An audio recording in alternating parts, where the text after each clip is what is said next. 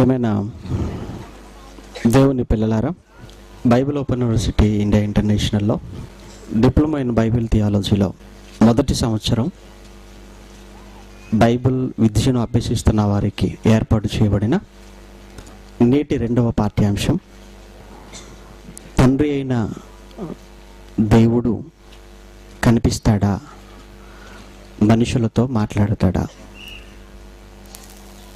లేదా మనుషులు తండ్రి అయిన దేవునిని చూడగలరా? మనుషులు తండ్రి అయిన దేవుడిని చూడగలరా? నేటి క్రైస్తవ సమాజంలో వినబడుతున్న ఒక భయంకరమైన, బైబిలుకు భిన్నమైన మాట, దేవుడు మాకు కనిపించాడు, దేవుణ్ణి మేము చూసాం. వాళ్ళు చెబుతున్న మాటల్లో ఎంతవరకు వాస్తవం ఉంది? నిజంగా మనిషి దేవుణ్ణి చూడగలడా? మానవ నేత్రాలు దేవుణ్ణి చూడగలిగినంత శక్తి కలవా? ఈ విషయాన్ని మనం ఆలోచన చేయవలసిన వారమై ఉంటున్నాం. మన చేతిలో వాక్యం ఉంది. దేవుడు మనకు వాక్యాన్ని ఇచ్చాడు అంటే వాక్యాన్ని మన దగ్గర పెట్టుకోమని మాత్రం కాదు. చాలామంది వాక్యం మా యొద్ద ఉందనుకుంటున్నారు. వాక్యం మన యొద్ద ఉండటం కాదు, వాక్యం మన లోపల ఉండాలి. ప్రేమర దేవుని పిల్లలారా, వాక్యం చెప్పేవారి చేతిలో వాక్యం ఇచ్చాడు. వాక్యాన్ని వింటున్న మీ చేతికి దేవుడు వాక్యాన్ని ఇచ్చాడంటే ఎట్టి పరిస్థితుల్లో కూడా వాక్యం విషయంలో మోసం జరగకూడదు. వాక్యం విషయంలో ఎవరు మోసపోకూడదు. అదే తండ్రి సంకల్పం, అదే తండ్రి ఆలోచన. కానీ దురదృష్టం ఏంటంటే వాక్యం అందరి చేతుల్లో ఉన్న ఈరోజు వాక్యం విషయంలో అందరూ మోసపోతూనే ఉన్నారు. కారణం, వినేవారికి వాక్యం పట్ల సరి అయిన శ్రద్ధ లేకపోవటం, వాక్యం పట్ల సరి అయిన ఆలోచన వీరికి లేకపోవటం. వాక్యాన్ని ఎందుకు చదవాలి? వాక్యాన్ని చదవటం వలన, నేర్చుకోవటం వలన మనకు ఒరిగేదేముంది అని అనుకోవడం మూలాన ఎలాగో వాక్యం వీళ్ళు చూడరు, ఆలోచించరు అన్న సంగతి చెప్పేవారికి అర్థమై బైబిల్లో లేనివి, బైబిలుకు భిన్నమైనవి ఎన్నో చెబుతున్నారు. అవన్నీ క్రైస్తవులు విని నిజమని నమ్మి మోసపోతూనే ఉన్నారు. ప్రేమన దేవుని పిల్లలారా, ఏ విషయంలో మోసపోయినా పర్వాలేదేమో కానీ వాక్యం విషయంలో మీరు మోసపోకూడదు. ఆస్తి విషయంలో మోసపోయినా ఆ తర్వాత మరలా తిరిగి సంపాదించుకోవచ్చు. ధనం విషయంలో మోసపోయినా బ్రతుకుంటే అంతకు రెట్టింపు సంపాదించుకోవచ్చు. ఉద్యోగం విషయంలో మోసపోయినా పర్వాలేదు, బ్రతుకుంటే అంతకన్నా మంచి ఉద్యోగాన్ని సంపాదించుకోవచ్చు.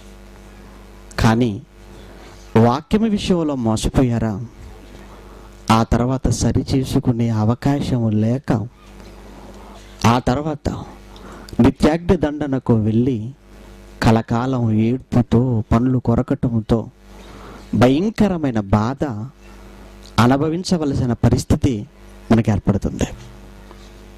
అందుకే వాక్యం విషయంలో మీరు చాలా జాగ్రత్తగా ఉండాలి. వాక్యం చెప్పే వ్యక్తిని చూడకండి, వాక్యం ఏం చెబుతున్నారో చూడండి. అందుకే యేసుక్రీస్తు చేసిన హెచ్చరిక మీకు తెలుసు. మార్కు సువార్త 4:24 మరియు ఆయన మీరు ఏమి వినుచున్నారో జాగ్రత్తగా చూచుకొనండి అన్నాడు. మీరు ఏమి వినుచున్నారో జాగ్రత్త అన్నాడు. మీకెవరు చెబుతున్నారో అది మీకు అవసరం లేదు. మీకెవరు చెబుతున్నారో కాదు, మీకు ఏమి చెబుతున్నారో అన్న దానిపై మీరు శ్రద్ధ పెట్టాలి. అని మీరు ఏమి వినుచున్నారో జాగ్రత్త అని ఎందుకు అన్నాడంటారు యేసుక్రీస్తుల వారు? మీరు ఆలోచించండి. ఎందుకు అన్నాడు అంటే, ఎందుకు చెప్పాడు ఈ మాట అన్న విషయాన్ని మీరు ఆలోచించగలిగితే, వినబడుతున్నదంతా నిజం కాదు గనుక, వినబడేదంతా వాస్తవం కాదు.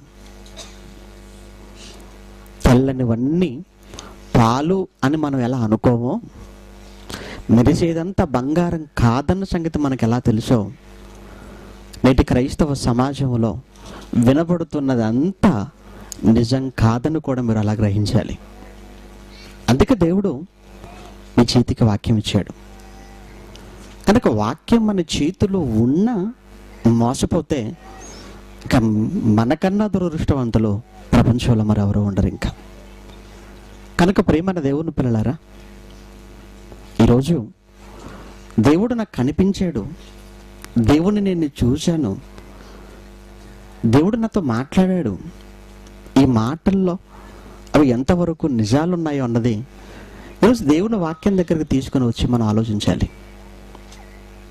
ప్రియమైన దేవుని పిల్లలారా, ఈరోజు క్రైస్తవ్యంలో కొన్ని సంఘాలలో ప్రత్యేకించి దేవుణ్ణి చూడటానికి ఉపవాసం ఉండాలి, ఉపవాస ప్రార్థనలో ఉండాలి. అలా ఉపవాసముతో మోకాళ్ళు వేసి కన్నీటితో దేవుణ్ణి మనం ప్రార్థించగలిగితే ఆ దేవుడు మన కళ్ళ ఎదుటకు వస్తాడు, మన కళ్ళ ముందు కనిపిస్తాడని లేనిపోని మాయ మాటలు చెప్పి అమాయకులైన విశ్వాసుల జీవితంతో ఆటలాడుకుంటున్నవారు కూడా లేకపోలేదు. ప్రేమల దేవుని పిల్లలారా, ముందుగా అసలు దేవుడు ఏంటో, దేవుడు ఎలా ఉంటాడో ఈ విషయం అర్థమైతే ఇలాంటి మాటలు ఎవరు మాట్లాడరు. దేవుడు ఎవరో, దేవుడు ఎలా ఉంటాడో అన్న విషయంపై వీరికి అవగాహన లేకపోవటం వలన దేవుణ్ణి మేము చూసాం, దేవుడు మాకు కనబడుతున్నాడు అని వారు చెప్పగానే అందరూ నమ్మే పరిస్థితి అంటే. ప్రేమన దేవుని పిల్లలారా, దేవుడు ఇంతకు ఆయన ఎవరు, అసలు దేవుడు ఎలా ఉంటాడు అన్న విషయాన్ని బైబిల్లో మనం చూడగలిగితే దేవుని గురించి యేసుస్వామి చెప్పిన మాట మనకు తెలుసు. యోహాను సువార్త 4వ అధ్యాయం, యోహాను సువార్త 4వ అధ్యాయం 24వ వచనంలో దేవుడు ఆత్మ గనుక, దేవుడు ఆత్మ గనుక అన్నాడండి. ప్రేమన దేవుని పిల్లలారా, ఇక్కడ దేవుడు గురించి మాట్లాడుతూ యేసుక్రీస్తు అంటున్నాడు, దేవుడు ఆత్మ, దేవుడు ఆత్మ అన్నాడు. దేవుడు అనగా ఆత్మ. ఈ ఆత్మను చూడగలమా? ఈ ఆత్మను చూడగలమా? ఒకసారి దేవుడు లేదా ఆత్మను, దేవుడైన ఆత్మను కాసేపు మనం పక్కన పెట్టి మనలో ఉన్న ఆత్మ గురించి మనం ఒకసారి ఆలోచించగలిగితే, అసలు మనలో ఉన్న ఆత్మను మనం ఏమైనా చూడగలుగుతున్నామా? ఏమంటే మనందరిలో ఆత్మ ఉందండి. లేదండి అంటే ఇక్కడ ఉండవలసిన వారు కాదు, సమాధుల్లో ఉండవలసిన వారు. మనందరిలో ఆత్మ ఉంది. ఆత్మ ఉందని తెలుసు, కానీ దాన్ని మన కంటితో మనం చూడలేము. మన కంటితో మనం చూడలేమండి. నాలో ఉన్న ఆత్మ నా కంటికి కనిపించదు, మీలో ఉన్న ఆత్మ మీ కంటికి కనపడదు. నాలో ఉన్న ఆత్మ మీరు చూడలేరు, మీలో ఉన్న ఆత్మను నేను చూడలేను. ఎదురెదురుగా ఉన్న మనమే మనలో ఉన్న ఆత్మలను ఒకరినొకరు చూడలేని పరిస్థితిలో ఉంటే దేవుడు ఆయన పరలోకమందున్నవాడు కదా. దేవుడైన ఆత్మ ఆయన పరలోకంలో ఉంటే ఆయన్ని చూసాము అని అనగానే ఎలా నమ్ముతున్నారు? అది నిజము అని మీరు ఎందుకు వెంటనే మీరు నమ్ముతున్నారు? ప్రియమైన దేవుని పిల్లలారా, అంటే వాక్యం పట్ల సరి అయిన అవగాహన, వాక్యం పట్ల సరి అయిన ఆలోచన లేకపోవటం వలన ఇలాంటి మాయమాటలన్నీ నిజాలని నమ్ముతున్న ఒక భయంకరమైన పరిస్థితి ఈరోజు క్రైస్తవ సమాజాన్ని అలుముకుందండి. దేవుడు ఆత్మ. ఈ ఆత్మను మనం చూడలేము, కానీ ఈ ఆత్మను మనం అనుభవించగలం. ఆత్మను మనం చూడలేము, కానీ ఈ ఆత్మ ద్వారా జరుగుతున్న పనులు ఏవైతే ఉన్నావో వాటిని అన్నిటినీ మనం అనుభవించగలుగుతున్నాం. ఫర్ ఎగ్జాంపుల్, మనలో ఉన్న ఆత్మ ఉంది. ఈ ఆత్మ వలన ఈ కళ్ళతో మనం చూడగలుగుతున్నాం, ఆత్మ వలన ఈ నోటితో మనం మాట్లాడగలుగుతున్నాం, ఆత్మ ఉండటం వలన చెవులతో వినగలుగుతున్నాం, ఆత్మ మనలో ఉండటం వలన ఈ చేతులు కదులుతున్నాయి, కాళ్ళు కదులుతున్నాయి, ఈ శరీరమే కదులుతుంది. అది లేనప్పుడు అన్నీ ఉంటాయి కానీ ఏదీ పనిచేయదు. మనలో ఆత్మ లేనప్పుడు అవయవాలన్నీ ఉంటాయి కానీ ఉన్న అవయవాలలో ఏ ఒక్క అవయవము పనిచేయదు. ఎందుకు పని చేయటం లేదంటే వాటిని పని చేయించే ఆత్మ ఈ దేహాన్ని విడిచిపెట్టి వెళ్ళిపోయింది. ఇంకా మీకు అర్థమవటానికి మరి ఈ సౌండ్ సిస్టమ్, శబ్దాన్ని మీరు వింటున్నారు. ఈ శబ్దాన్ని మీరు వినగలుగుతున్నారంటే కారణం యాంప్లిఫైర్ బాక్సులను మీరు అనుకుంటే పొరపడటం. వాటిని పని చేయించే పవర్ ఉంది. ఆ పవర్ను మనం కంటితో చూడలేం. ఆ పవర్ను మనం విద్యుత్ శక్తి అంటున్నాం. అంటే విద్యుత్ శక్తి వలన ఈ సౌండ్ సిస్టమ్ అన్నది నడిపించబడుతుంది. కానీ ఆ విద్యుత్ శక్తిని చూడాలనుకోవటం అది అవివేకం అవుతుంది. మీకు సౌండ్ కావాలి, కరెంటు దుక్కుతో పనేంటి? మీకు ఏమవసరం?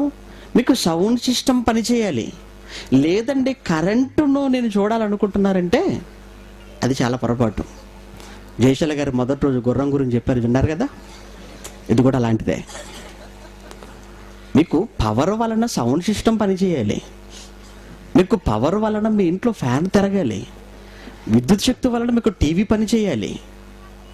అంతేకాని వీటన్నిటిని పని చేయించే విద్యుత్ శక్తి ఎలా ఉందో నేను చూడాలనుకుని పోతే ఆ తర్వాత చెప్పడానికి నువ్వు ఉండవు. అంతే మరి. అంటే వీటన్నిటినీ పని చేయించేది విద్యుత్ శక్తి మనకు తెలుసు. ఈ విద్యుత్ శక్తి ఎలా ఉంది అది మనకు తెలియదు. అది దాన్ని మన కంటితో మనం చూడలేము. అలానే దేవుడు కూడా ఆయన అదృశ్యుడు. ఆత్మ, విద్యుత్ శక్తి అదృశ్యమైనది, ఆత్మ అదృశ్యమైనది, దేవుడు కూడా అదృశ్యమైన వాడు. అదృశ్యమైన ఆయన లక్షణాలను మాత్రం ప్రకృతిలో పెట్టాడు. అదే పౌలు గారు రోమిలకు రాసిన పత్రిక 1వ అధ్యాయం, రోమిలకు రాసిన పత్రిక 1వ అధ్యాయం 20వ వచనంలో ఆయన అదృశ్య లక్షణములు, కాబట్టి ఆయన అదృశ్య లక్షణములు అన్నాడండి. ఆయన అంటే ఎవరి గురించి మాట్లాడుతున్నాడండి పౌలు గారు? దేవుడి గురించి మాట్లాడుతున్నారండి. ఆయన అనగా దేవుని అదృశ్య లక్షణములు అన్నాడండి. ఏమంటే దేవుని అదృశ్య లక్షణములు అంటే ఈ మాటలు మీకు ఏమర్థం అవుతుందంటే దేవుడు అదృశ్యుడు. దేవుడు ఎవరట? అదృశ్యుడు. దేవుడు అదృశ్యుడు. అదృశ్యుడు అంటే కనబడేదా, కనబడనిదా? కనబడనిది. దేవుని అదృశ్య అంటే దేవుడు అదృశ్యుడు అంటే దేవుడు కంటికి కనిపించడు. దేవుడు కనిపించడు, దేవుడు కనబడడు అని ఇంత చక్కగా పౌలు గారు తన పత్రికల్లో రాసినప్పటికీ అదృశ్యుడని పౌలు గారంటే లేదు, దృశ్యుడని వీళ్ళంటున్నారు. పౌలు గారు అదృశ్యుడు అన్నారు లేదు, దేవుడు దృశ్యమైన వాడని వీళ్ళు అంటున్నారు. ఇది ఎలా నిజమండి? ఇది ఎలా నిజం? అంటే బైబిల్ చెప్పిన దానికన్నా, బైబిల్లో వ్రాయబడిన దానికన్నా మనుషులు చెప్పింది, మనుషుల పుస్తకాలలో ఉన్నది మీరు నిజమని మీరు నమ్ముతున్నారంటే మీకు దేవునిపై, దేవుని మాటపై కన్నా మనుషులపై, మనుషులు రాసిన పుస్తకాలపై నమ్మకం ఎక్కువ. మనిషి మాయ, వాడి మాట మాయ, వాడి వ్రాతలు మాయ. కనుక ఇక్కడ పౌలు గారు దేవుడు గురించి మాట్లాడుతూ, ఆయన అనగా దేవుడు అదృశ్య, దేవుడు అదృశ్యుడు. అయితే లక్షణాలు ఉన్నాయి. దేవుడు అదృశ్యుడు, కానీ అదృశ్యమైన దేవునికి ఏమున్నాయి? లక్షణాలు ఉన్నాయి. విద్యుత్ శక్తి అది అదృశ్యమైనది, కానీ దాని లక్షణాలు ఏంటి? దాని లక్షణాలు, ఆ విద్యుత్ శక్తి బల్బులోకి వెళ్ళి వెలిగిస్తుంది. అదే విద్యుత్ శక్తి టీవీలోకి వెళ్ళి బొమ్మను, మాటలు వినిపిస్తుంది. అదే విద్యుత్ శక్తి ఫ్యాన్లోకి వెళ్ళింది, తిప్పుతుంది. కనుక విద్యుత్ శక్తి అదృశ్యమైనది, కానీ అదృశ్యమైన ఆ శక్తికి ఏమున్నాయి? లక్షణాలు ఉన్నాయి. అదేవిధంగా దేవుడు, ఆయన అదృశ్యుడు. అదృశ్యుడైన ఆ దేవునికి లక్షణాలు కూడా ఉన్నాయి. ఆయన లక్షణాలు ఈ ప్రకృతిలో ఉన్నాయి. ఆయన లక్షణాలు ప్రకృతిలో ఉన్నాయి. విద్యుత్ శక్తి బల్బులోకి వెళ్ళి వెలిగించింది కదా అని ఆ బల్బును పట్టుకొని ఇదే కరెంట్ అంటే ఎలా? పవర్ అంటే ఈ బల్బేనండి అనకూడదు. పవర్ అంటే విద్యుత్ శక్తి అంటే ఈ టీవీ విద్యుత్ శక్తి అంటే అనకూడదు. అలానే ఆయన అదృశ్య లక్షణాలు ఈ ప్రకృతిలో ఉన్నాయి. ఈ ప్రకృతిని మనం చూడగలం, ఈ ప్రకృతిని అనుభవించగలం, కానీ ఆ శక్తిని మాత్రం మన కంటితో మనం చూడలేం. ఆ శక్తిని మన కంటితో చూడలేం. అయినా ఒక విషయం మీరు బాగా ఆలోచించండి. కనిపించే వస్తువు ఏదైనా ఉందంటేనండి అది అందరికీ కనబడుతుందండి. బాగా జ్ఞాపకం పెట్టుకోండి. కనిపించే వస్తువు ఏదైనా ఉందంటే అది అందరికీ కనబడుతుంది. ఎవరికైనా కనిపించటం లేదంటే వాడికి సైట్ ప్రాబ్లం ఉందని అర్థం. నీకు కంటి సమస్య లేనంత వరకు నువ్వు దాన్ని చూడగలవు. అంటే కనిపించేది ఏదైనా అందరికీ కనబడుతుంది. ఉదాహరణకు సూర్యుడు ఉన్నాడు, చంద్రుడు, నక్షత్రాలు అందరికీ కనబడుతున్నాయా? అందరికీ కనబడుతున్నాయి. అంటే అవి కనిపించే వస్తువులు అందరికీ కనబడుతున్నాయి. గాలి దగ్గరికి వచ్చామనుకోండి, ఇది ఎవరికి కనబడదు. గాలి దగ్గరికి రాగానే గాలి ఎవరికి కనబడదు. ఎవరైనా వచ్చి బ్రదర్ రాత్రి నేను గాలిని చూశాను అన్నాడు అనుకోండి, వీళ్ళని అర్జెంటుగా ఎర్రగడ్డలో జాయిన్ చేయించాలనుకుంటాం. ఎందుకు? ఇలాంటి వాళ్ళంతా అక్కడే ఉంటారు, పిచ్చివాళ్ళు. గాలి కనబడటం ఏంటి? అంటే గాలి కనబడింది అనగానే పిచ్చివాడని మీరు చెప్తున్నారు. దేవుడు కనబడనేసరికి మాత్రం దండం పెడుతున్నారు. ఎంత విచిత్రం చూడండి.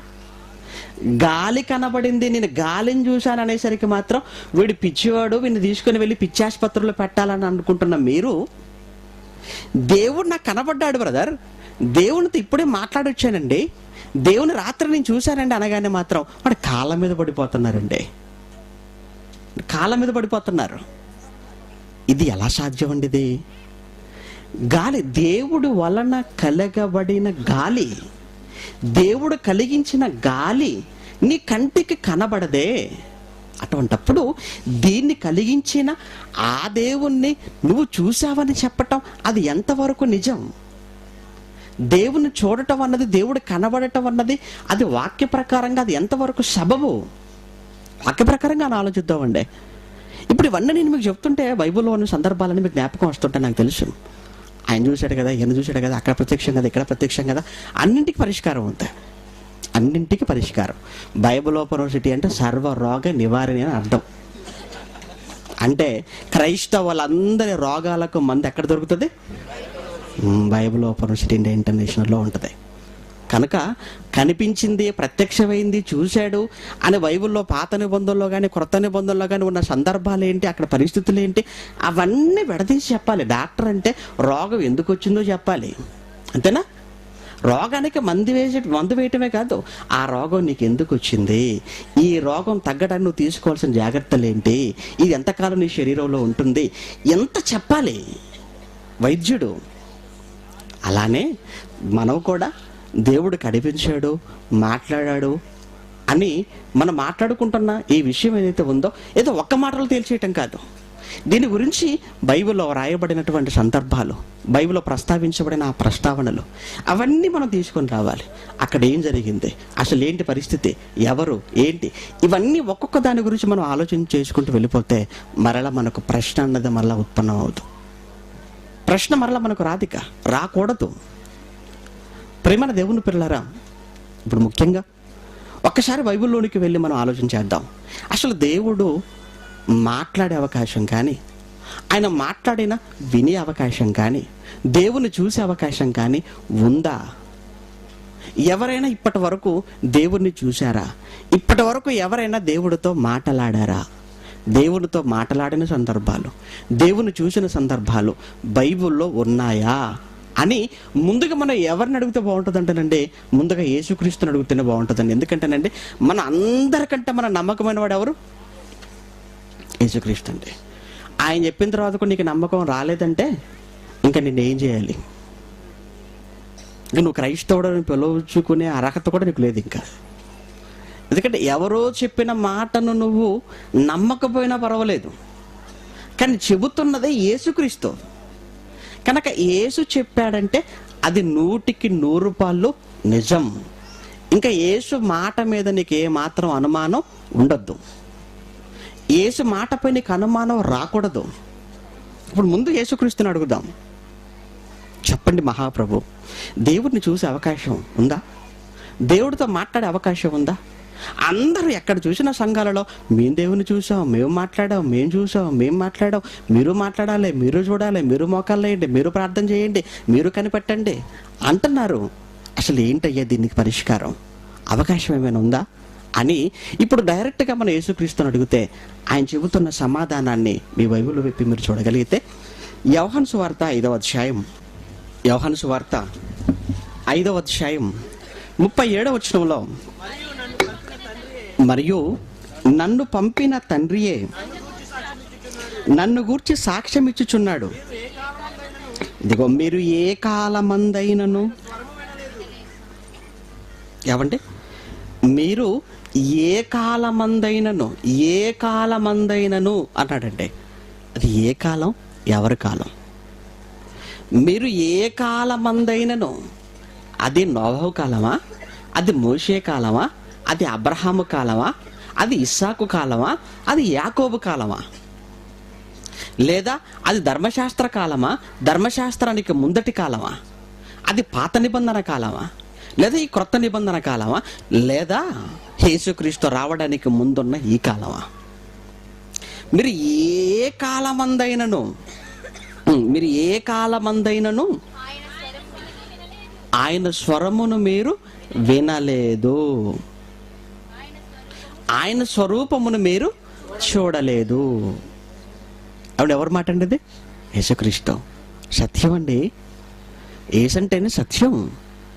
సత్యాన్ని అనుమానిస్తారా? సత్యాన్ని అనుమానిస్తారా? లేదంటే మీరు ఏ కాలమందైనను ఆయన స్వరము వినలేదు, ఆయన స్వరూపమును చూడలేదు అని యేసుక్రీస్తుల వారే చెప్పారు గనక ఈ మాటతో మనం ముందుకు వెళ్దామండి. ఇక మరి అలా అయితే మరి పాత నిబంధనలో మరి కనిపించిన మాట్లాడిన ఆ సందర్భాలు ఏంటండి? ఇప్పుడు నెక్స్ట్ మనకు వచ్చే అనుమానం అదే కదండి. ఇక్కడ యేసుక్రీస్తు ఏ కాలమందైనను మీరు వినలేదు, చూడలేదు అని అన్న తర్వాత మరి మనకు మొట్టమొదటిగా మన జ్ఞాపకం వచ్చేది పాత నిబంధనలో కొన్ని ఇన్సిడెంట్స్ మన జ్ఞాపకం వస్తున్నాయి. అవి మన కళ్ళ ముందు కదలాడుతున్నాయి. అలా అయితే మరి యాకోబు సంగతి ఏంటి, అలాగే మోషే సంగతి ఏంటి, అలాగే అబ్రహాం సంగతి ఏంటి? వాళ్ళు మాట్లాడారు కదా, ముఖాముఖిగా మాట్లాడారు కదా, మరి చూశారు కదా, వీటన్నిటి సందర్భాలు ఏంటండి మరి? అంటే ఇప్పుడు అవి తప్ప, యేసు చెప్పిన ఈ మాట తప్ప? మీరు ఏ కాలమందైనను ఆయన స్వరము వినలేదు అని యేసుక్రీస్తు మాట్లాడుతున్నాడంటే యేసు చెప్పిన ఏ మాట తప్పవాలా, లేదా పాత నిబంధనలు మీకు జ్ఞాపకం వస్తున్న ఆ సందర్భాలు తప్పవాలా? ఏది తప్పవదు, ఏది తప్పు కాదు. ఏది తప్పు కాదు. మనం అర్థం చేసుకోవటంలో లోపం ఉండొచ్చు, మనం అర్థం చేసుకోవటంలో పొరపాటు ఉండొచ్చు, కానీ బైబిల్లో పొరపాట్లు తప్పులు అన్నవి ఏవి ఉండదండి. ఎందుకంటేనండి బైబిల్ను అర్థం చేసుకోవటానికి ఒక క్రమం పెట్టాడండి దేవుడు. బైబిల్ను అర్థం చేసుకునే క్రమం ఒకటి ఉంది. ఈ క్రమములో మనం బైబిల్ను ఆలోచన చేయగలిగితేనండి అసలు ఏ ప్రాబ్లం ఉండదు. క్రమం తప్పితేనే కదండి సమస్య, అంతే కదండి. అన్నం మీకు త్వరగా వడ్డించాలని అందరు క్యూలో ఉంటే త్వరగా అయిపోద్ది. సైడ్ నుంచి వచ్చేస్తున్నారు అనుకోండి, లైన్లో కొంతమంది అటువైపు, కొంతమంది ఇటువైపు, కొంతమంది ఉన్నారు అనుకోండి, వడ్డించే వాళ్ళకి ఇబ్బంది, లైన్లో ఉన్న మీకు ఇబ్బంది, అక్కడ పెద్ద అల్లరి. అందుకే చూడండి, ఎక్కేటప్పుడు లైన్లో నిలబడేటప్పుడు క్యూ క్యూ క్యూ అంటాడు, అంటే క్రమం.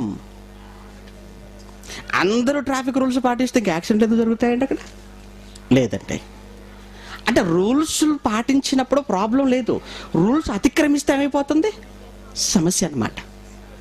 అదేవిధంగా దేవుడు బైబిల్లో అర్థం చేసుకోవటానికి కూడా దేవుడు క్రమం పెట్టాడు. ఆ క్రమాన్ని మీరటం వలన ఇంకో యాక్సిడెంట్ జరిగిపోయింది. యాక్సిడెంట్ జరిగింది అనటానికి కారణం ఏంటంటే ఈరోజు ఒకే బైబిల్ కానీ 3000 రకాల బోధలు. అంటే ఏం జరిగిపోయింది అనమాట? యాక్సిడెంట్ జరిగిపోయింది, ప్రమాదం జరిగిపోయింది. కారణం దేవుడు అనుకున్న క్రమములో బైబిల్ను ఆలోచించలేదు కనుక. క్రమం ఉందండి బైబిల్ చదువుకోవడానికి. రోమపత్రికలో ఒక మాట మీరు చూడగలిగితే, రోమపత్రిక 18వ వచనం చూడండి, 17వ వచనం. రోమపత్రిక 7వ అధ్యాయం 17వ వచనంలో, కావున ఇకను దాని చేయునది 6:17 అండి, క్షమించండి 6:17 అండి, 6వ అధ్యాయం 17వ వచనం. మీరు పాపమునకు దాసులై ఉంటిరి గాని ఏ ఉపదేశ క్రమమునకు మీరు అప్పగింపబడితిరో, ఏ ఉపదేశ క్రమమునకు మీరు అప్పగింపబడితిరో అన్నాడు. ఉపదేశ క్రమము అన్నాడంటే, ఉపదేశ క్రమం అంటే ఉపదేశించుటకు ఒక క్రమం, ఉపదేశించబడిన వాటిని ఒక క్రమములో ఈ సమాజానికి మనం ఏం చేయాలట? బోధించాలి. క్రమముగా ఉపదేశించబడిన వాటిని ఈ సమాజానికి కూడా మనం క్రమంగా అందించాలి. గలతీ పత్రికలో కూడా ఒక మంచి మాట మనం చూడగలిగితే, గలతీ పత్రిక 2వ అధ్యాయం అపోస్తుడైన పౌలు గలతీలకు రాసిన పత్రిక 2వ అధ్యాయం 4వ వచనంలో, మనలను దాసులనుగా చేసుకొనవలనని క్రీస్తు యేసు వలన మనకు కలిగిన మన స్వాతంత్ర్యమును వేగు చూచుటకు రహస్యముగా తేబడి దొంగతనముగా ప్రవేశించిన కపట సహోదరుల వలన జరిగినది. 14వ వచనానికి వచ్చేయండి. అలానే వారు సువార్త సత్యము చొప్పున క్రమముగా నడుచుకొనకపోవుట నేను చూచినప్పుడు అన్నాడండి. వారు సువార్త సత్యము క్రమము చొప్పున వారు నడుచుకొనకపోవుట నేను చూచినప్పుడు అన్నాడు. సువార్త సత్యము క్రమము చొప్పున అంటున్నాడు. చూసారా? అంటే ఈ సువార్త లేదా ఈ సత్యానికి ఏముందని మాట్లాడుతున్నాడండి? వాక్యానికి ఒక క్రమం ఉందండి. ఏదైనా ఒక క్రమ పద్ధతిలో చేసుకుంటే అసలు ఇబ్బంది ఉండదండి. క్రమము అన్నింటి దగ్గర క్రమంగా ఉంటాం, ఎందుకు వాక్యం దగ్గర రాగానే అక్రమంగా మారిపోతున్నారు. క్రమం ఉండదండి.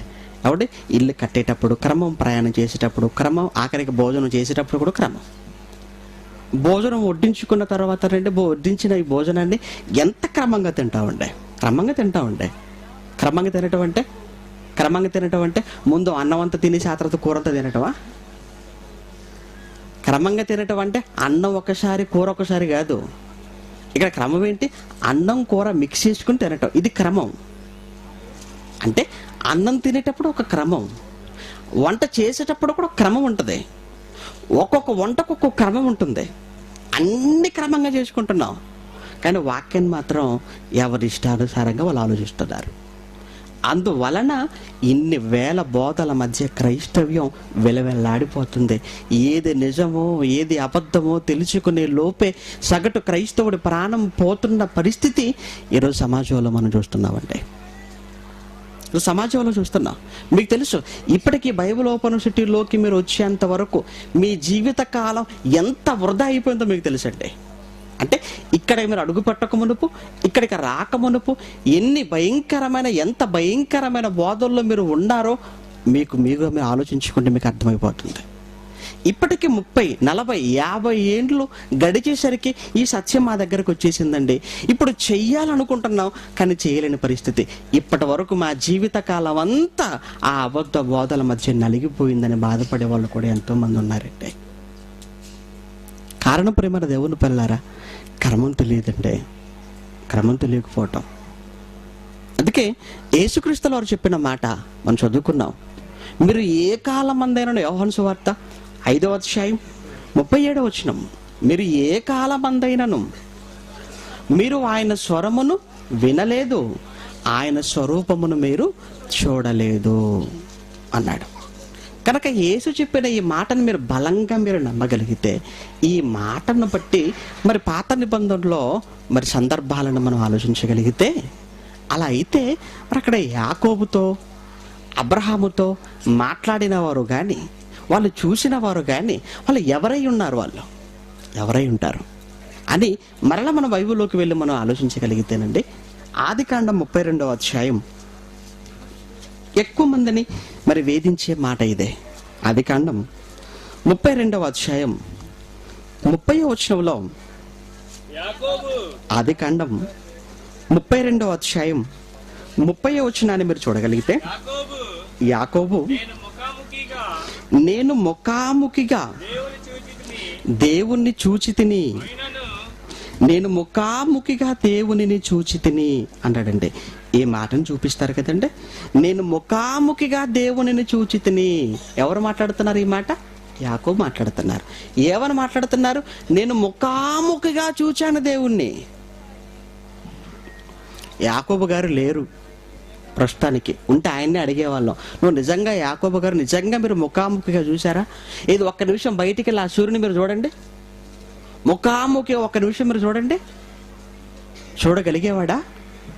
మీరు చూడండి, యాకోబు గారు కూడా చూస్తాడో లేదో మీకు అర్థమవుతుంది. కాబట్టి బయటికి వెళ్ళి ఒక నిమిషం పాటు మండుతున్న ఆ సూర్యుని ఒక నిమిషం చూడలేని మీరు ఏమంటే దేవుణ్ణి చూడగలరా? మరి ఇక్కడ యాకోబు గారు మాట్లాడుతున్నారు కదండి అని మీరు అంటారు కదా. ఇక్కడ యాకోబు గారు అంటున్నారు కదా, నేను ముఖాముఖిగా. మరి చూడండి, మరలా 30వ వచనం 20వ వచనం, నేను ముఖాముఖిగా నేను దేవునిని చూచి తిని, అయినను నా ప్రాణమును దక్కినదని. చూసారా, అయినను నా ప్రాణము దక్కినదని ఆ స్థలమునకు పెనూయేలు అని పేరు పెట్టాను అన్నాడంటే. ఇక్కడికి రాగానేనండి, నేను ముఖాముఖిగా దేవుణ్ణి చూచాను ఇక్కడ మాట్లాడాడంటే, అసలు ఇంతకు ఆయన చూచింది దేవుణ్ణేనా? ఇక్కడ నేను ముఖాముఖిగా చూచాను అన్నాడు. నిజమే, ఈ మాట నిజమే. కానీ ఆయన చూచింది నిజంగా ఆ క్షణంలో ఆ సమయంలో దేవుణ్ణి చూచాడా? దేవుణ్ణి చూచాడో లేక మరెవరినైనా చూచి దేవుణ్ణే చూచానన్నట్టుగా మాట్లాడుతున్నాడో మనకి తెలియాలంటే మరలా మన బైబిల్లోనే చూడాలి తప్ప ఎవరో చెప్పిన మాట మీరు నమ్మద్దు, నేను చెప్పేది కూడా మీరు నమ్మకండి. నేను ముఖాముఖిగా చూచానన్నాడు, ఇక్కడ దేవుణ్ణి చూచానన్నాడు. నిజంగా దేవుణ్ణే చూచాడా లేదా మరెవరినైనా చూచి దేవుణ్ణి చూచాడని మాట్లాడుతున్నాడా అన్న విషయం మనకి తెలియాలంటే ఇంతకు అసలు యాకోబు దగ్గరకు వచ్చింది దేవుడా లేదా ఇంకా మరెవరైనా వచ్చారా అది తెలియాలంటే పై సందర్భంలోకి మనం వెళ్ళాలంటే పై వచనంలో కనుక అదే 32వ అధ్యాయం 24వ వచనం 24వ వచనంలో, యాకోబు ఒక్కడు మిగిలిపోయాను, ఒక నరుడు తెల్లవారు వరకు అతనితో పెనుగులాడాను. ఇక్కడ మీరు బాగా ఆలోచించాలి, ఒక నరుడు తెల్లవారు వరకు అతనితో పెనుగులాడెను అన్నాడు. ఇక్కడ ఈ 24వ వచనంలో యాకోబుతో పెనుగులాడింది ఎవరన్నట్టుగా చెబుతున్నారు? ఇక్కడ నరుడు అన్నాడు. నరుడు అన్నాడు, అంతే కదండి. నరుడు పెనుగులాడాలి. ఆ నరుడు పెనుగులాడాడట. ఆ తర్వాత అదే వచనాలలో మన కింది భాగానికి మనం వస్తుంటేనండి, మరి 26వ వచనంలోకి మనం వెళ్ళేసరికి, ఆయన తెల్లవారుచున్నది గనుక నన్ను పోనిమ్మనగా అతడు నీవు నన్ను ఆశీర్వదించితేనే గాని నిన్ను పోనీయనను. ఆయన నీ పేరేమని అడగగా అతడు అన్నాడు, నా పేరు యాకోబు అని చెప్పాడు. అప్పుడు ఆయన అనగా ఆ నరుడు అన్నమాట, నీవు దేవునితోనూ మనుషులతోనూ పోరాడి గెలిచితివి గనుక ఇక మీదట నీ పేరు ఇశ్రాయేలే కాని యాకోబు అనబడదని చెప్పాను. అంటే ఇక్కడ పై సందర్భంలో నరుడు అన్నాడు, కిందికి రాగానే దేవుడు అన్నాడు. ఇంతకీ యాకోబుతో పోరాడింది నరుడా దేవుడా అన్నది కదండి మన సంశయం. ఇప్పుడు నరుడా యాకోబుతో పోరాడింది, దేవుడు పోరాడా? ఇప్పుడు యాకోబు చూసింది నరుడిని చూచాడా లేదా దేవుణ్ణే చూచాడా? ఇంతకు అసలు ఆ నరుడు ఎవరు మరి? అది కూడా ప్రశ్నే కదండి. ఇప్పుడు ఇంతకు ఆ నరుడు ఎవరు మరి? ఆ నరుడు దేవుడా అని మరలా మనం బైబిల్ను ప్రశ్నిస్తే, బైబిల్లో వ్రాయబడిన మరో సందర్భంలో దేవుడు ప్రస్తావిస్తూ ఇదే సందర్భాన్ని హోషేయ గ్రంథం 12వ అధ్యాయం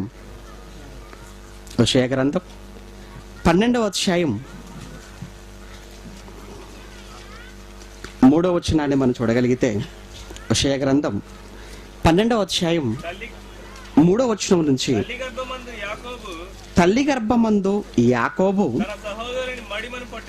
తన సహోదరుని మడిమను పట్టుకొనెను, మగసిరి గలవాడై అతను దేవునితో పోరాడెను. చూసారా, అతడు దేవునితో పోరాడెను అని 3వ వచనం. ఇప్పుడు 4వ వచనానికి రాగానే అతడు దూతతో పోరాడి జయమొందెను అన్నాడండి. మరలా అతడు దేవునితో పోరాడి అన్నాడు, వెంటనే దూతతో పోరాడి జయమొందెను అన్నాడండి.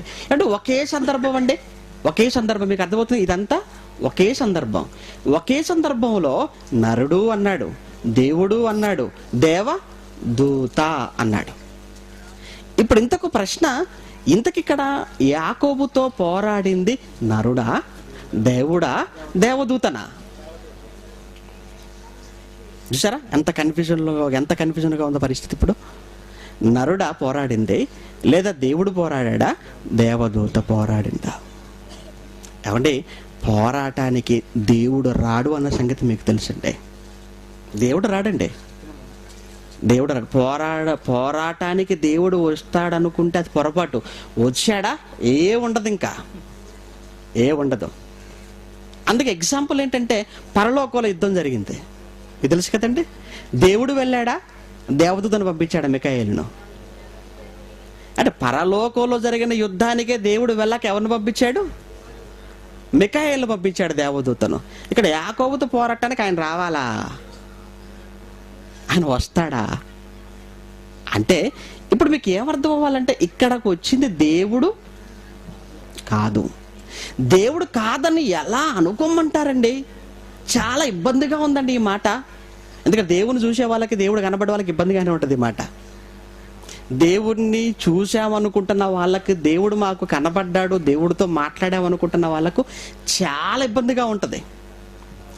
వచ్చింది దేవదూతే, పోరాడింది దేవదూతే అని మనం కన్ఫర్మ్ చేసుకోవడానికి, నిర్ధారించుకోవడానికి బైబిల్లో ఇంకా ఎన్నో సందర్భాలు ఉన్నాయండి.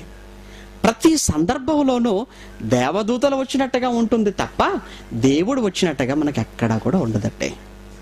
దేవుని పక్షాన వచ్చిన దేవదూతలను దేవుళ్ళుగా వారు మొక్కారు, వారు కొలిచారు, వాళ్ళకి ఆతిథ్యం చేశారు తప్ప పాత నిబంధనలో దేవుడు డైరెక్ట్గా వచ్చిన పరిస్థితి, ఆ దాఖలాలు మనకు కనిపించవు.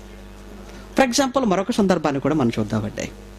అదే ఆదికాండం 18వ అధ్యాయం 1వ వచనం నుంచి మీరు చూడగలిగితే, మరియు మమ్రే దగ్గరనున్న సింధూర వనములో అబ్రహాము ఎండవేళ గుడారపు ద్వారం ముందు కూర్చుని ఉన్నప్పుడు యెహోవా అతనికి కనబడెను. ఎవరు కనబడ్డారని ఉందండి ఇక్కడ?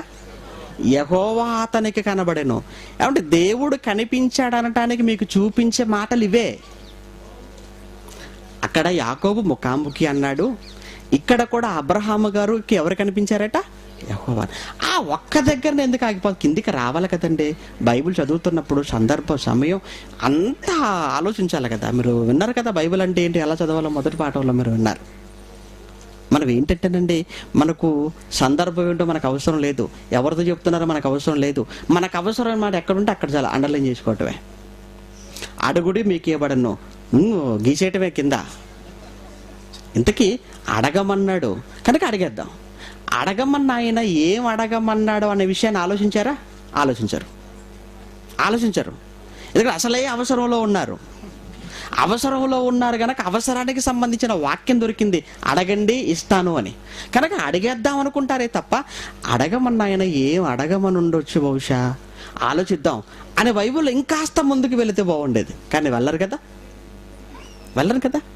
ఈ మధ్యకాలంలో అండి అంటే క్రైస్తవులకు బైబిల్ అక్కడక్కడ చాలా పాపులర్ వాక్యాలు కొన్ని ఉంటాయండి. అంటే అందరు ఇష్టపడే, అందరికీ నచ్చే, అందరి ఇంట్లో గోడలు పెట్టుకునే వాక్యాలు అంటే. బైబిల్ ఇంట్లో ఉన్న తర్వాత మళ్ళీ వాక్యం గోడ మీద ఎందుకో నీకు అర్థమైందంటే, ఆల్రెడీ బైబిలే చేతిలో ఉంటే, ఆల్రెడీ బైబిల్ 66 పుస్తకాలలో ఎన్నో వాక్యాలు ఉన్న తర్వాత అందులో నుంచి మరలా కొన్ని వాక్యాలు గోడల మీద ఎందుకు రాసుకుంటున్నారు? అవంటే వీళ్ళకి చాలా ఇష్టం అన్నమాట. ఇల్లుని చూసి ఇల్లాలని చెప్పొచ్చు అన్నట్టు వాక్యాలను చూసి వీళ్ళ భక్తి అంటే చెప్పొచ్చు మనం. అర్థమైందండి? ఇంట్లోకి వెళ్ళిపోయేసరికి ఇంట్లో ఉండవలసినవన్నీ ఎక్కడ ఉండాలో వస్తువులు అక్కడ ఉన్నాయనుకోండి, అమ్మో ఈమె చాలా పనిమంతురాలండి అనుకుంటాం.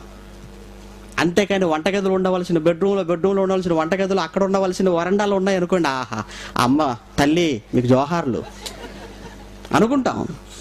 ఎంత బద్ధకస్తరాలు అనుకుంటాం.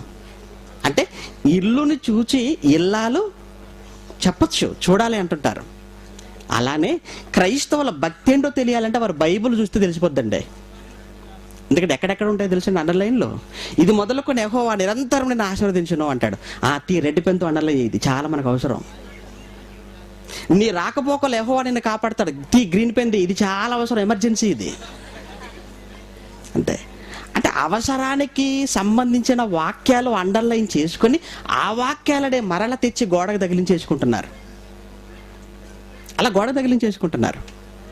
అందువల్ల ప్రియమైన దేవుని పిల్లలారా, అసలు దేవుడు వ్రాయించిన ఆ మాటల్లో ఉన్న భావం ఏంటో వాళ్ళకి అర్థం కాకుండా పోయింది. అంటే అవసరమైన వాక్యం తీసుకుంటున్నారు అంతే, దాన్ని ముందు వెనకాల మొత్తం విడిచిపెట్టేస్తున్నారు. ఇక్కడ కూడా దేవుడు కనబడతాడు, మాట్లాడతాడు అనటానికి దేవుడు కనిపించున్న మాటలు ఎక్కడెక్కడైతే ఉంటాయో అవి మాత్రం తీసుకొని మాట్లాడేస్తుంటారు. కానీ కనిపించడు. ఆ మాట దగ్గర ఎందుకు ఆగిపోయి కిందికి రావాలి కదా. అసలు ఇంత కనిపించింది ఆయనైనా లేకపోతే మరెవరైనా చూసి దేవుడు అనుకున్నారా? ఇది ఎందుకు ఆలోచన లేదు? దీన్ని క్రమం అంటారండి. దీన్ని వదిలేశారండి. దీన్ని క్రమం అంటారు. ఇప్పుడు ఇక్కడ రాగానే మనకు 18వ వచనంలో మొదటి అధ్యాయం మొదటి వచనం మనకి ఏమర్థం అవుతుందంటే, అబ్రహాము గారు దేవుణ్ణి చూసినట్టుగా కనబడుతున్నాడు ఇక్కడ. ఆ సమయంలో అబ్రహాము ఎండవేళ మరి గుడార ద్వారమున కూర్చొని ఉన్నప్పుడు యెహోవా అతనికి కనబడెను. అతడు కన్నులెత్తి చూచినప్పుడు 3 మనుషులు అతని ఎదుట నిలవబడిరి. ఇదేంటంటే పైన యెహోవా అన్నారు, ఇంతలోనే ఎవరట వాళ్ళు? మనుషులు. అంటే ఇంతకు యెహోవానా మనుషులా? మీరు ఏది కన్ఫర్మ్ చేసుకుంటారో చెప్పండి. ముందు యెహోవా అనుకున్నాడు, ఆ తర్వాత తీర చూసేసరికి ఎవరున్నారట? ముందు మనుషులు. అంటే మనుషులే. ఆ మనుషులను ఎవరు అనుకున్నట్టుగా మాట్లాడుతున్నారు అన్నమాట ఇక్కడ అబ్రహాము గారు, యెహోవా. ఎందుకంటే ఈ మనుషులు ఎవరు పక్షాన వచ్చినవారు? దేవుని పక్షాన వచ్చినవారు, దేవుడు పంపగా వచ్చినవారు. అందుకే దేవుడు వచ్చినట్లుగా భావించారు. అందుకే దేవుణ్ణి చూచినట్టుగా, దేవుడు కనిపించినట్టుగా ఇక్కడ మాట్లాడుతున్నారంటే. ఆ తర్వాత చూడండి, ఇంకా ఆ మనిషి అతడు వారిని చూచి గుడారపు వాకిట నుండి వారిని ఎదుర్కొన్నట్టుకు పరిగెత్తి నేల మట్టకు వంగి, ప్రభువా. అదేంటంటే వచ్చింది మనుషులు, ఈయన మాట్లాడుతున్నది ఏమంటున్నాడండి? ఈయన సంబోధన ప్రభువా అంటే ప్రభువా అనగానే ఏమనుకున్నట్టు అమ్మయ్య వచ్చింది దేవుడే అనుకుంటున్నారా? అక్కడ స్పష్టంగా కనబడుతుంది కదా. ముందు యెహోవా అన్న, ఆ తర్వాత వచ్చింది ఎవరిని తెలిపోయింది? మనుషులు. ఇప్పుడు ఆ మనుషులే ఎవరు? దేవదూతలు అంటే దేవదూతలు మనుషులుగా, దేవదూతలు నరులుగా వచ్చారా? వచ్చారు. అంతే కదండి. మరి దేవదూతలు నరులుగా వస్తారా? వస్తారు. దేవదూతలు మనుషులుగా వచ్చారా? వచ్చారు ఇక్కడ. అందుకే వారిని చూసి వెంటనే అబ్రహాము గారు ఏమంటున్నారు? ప్రభువా, ప్రభువా. దేవదూతలే, కానీ వచ్చింది దేవుని పక్షాన, దేవుడు పంపగా, దేవుని తరపున గనక వచ్చిన వారిని ప్రభువా అని సంబోధిస్తున్నారు. ఇంకా మీకు మరో సందర్భం, రోమపత్రిక క్షమించిన అపోస్తల కార్యములు 10వ అధ్యాయం 4వ వచనంలో, అతడు దూత వైపు తేరి చూచి భయపడి, అతడు దూత వైపు తేరి చూచి భయపడిపోయి, ప్రభువా ఏమని అడిగాను? ప్రభువా అంటే వచ్చింది దూతలే, కానీ దూతలతో మాట్లాడుతున్న వీళ్ళంతా ఏమని సంబోధిస్తున్నట్టుగా మీకు అర్థమవుతుంది? ప్రభువా అన్నారు. ప్రభువా అనగానే ప్రభువే వచ్చాడు అనుకోకండి. ప్రభువా అనగానే అమ్మయ్య ప్రభువే వచ్చేసాడు అనుకుంటే ఇంకేం చేయాలి మరి మేము? కనుక ప్రభు పంపగా వచ్చారు గనుక ప్రభువా అని సంబోధించాడు. అంటే ఇప్పుడు ఒక విషయం మనకు అర్థమైంది. ఆది కాండంలో యాకోబు గారి విషయంలో కూడా అక్కడ వచ్చింది నరుడు, ఆ నరుడే దేవదూత. ఆ దేవదూతనే యాకోబు గారు ఏమనుకున్నారు? దేవుడుగా, ప్రభువుగా అనుకున్నారు. అంటే ఒకనాడు యాకోబు ముఖాముఖిగా చూచాను అన్నాడు. అంటే ఎవరినన్నమాట చూసింది? దేవదూతను చూశాడు. అబ్రహాము గారు యెహోవా కనబడను అన్నాడు. ఇంత కనబడింది ఎవరన్నట్టుగా మనకు అర్థమైపోయింది. ఇక్కడ మనుషులు, వాళ్ళే ఎవరు? దేవదూతలుగా మనకు తెలిసిపోయింది. అవునండి, ఈ రెండు బాగానే ఉన్నాయనండి, ఇంతవరకు ఓకేనండి. మరి మోషే గారి సంగతి ఏంటండి? మోషే గారి సంగతి ఏంటి? ఈ రెండు సందర్భాలలో ఏదైతే జరిగిందో, ఈ రెండు సందర్భాలలో మీరు ఏం అర్థం చేసుకున్నారో, మోషే గారి సందర్భంలో కూడా అదే జరిగింది. అదే నిర్గమకాండం 3వ అధ్యాయం, నిర్గమకాండం 3వ అధ్యాయం 2వ వచనం నుంచి, ఒక పొద నడిమిని అగ్నిజ్వాలలలో యెహోవా దూత అతనికి ప్రత్యక్షమాయెను. ఏమండి, ఎవరు ప్రత్యక్షమయ్యారట? దూత. యెహోవా దూత అతనికి ప్రత్యక్షమాయెను.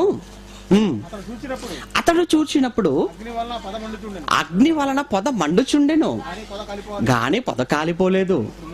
అప్పుడు మోషే, ఆ పొద ఎలా కాలిపోలేదో నేను ఆ తట్టు వెళ్ళి ఈ గొప్ప వింత చూచెదను అనుకున్నాడట. దానిని చూచుటకు అతడు ఆ తట్టు వచ్చుట యెహోవా చూచెను. దేవుడు ఆ పొద నడుమ నుండి మోషే మోషే అని అతన్ని పిలిచాను.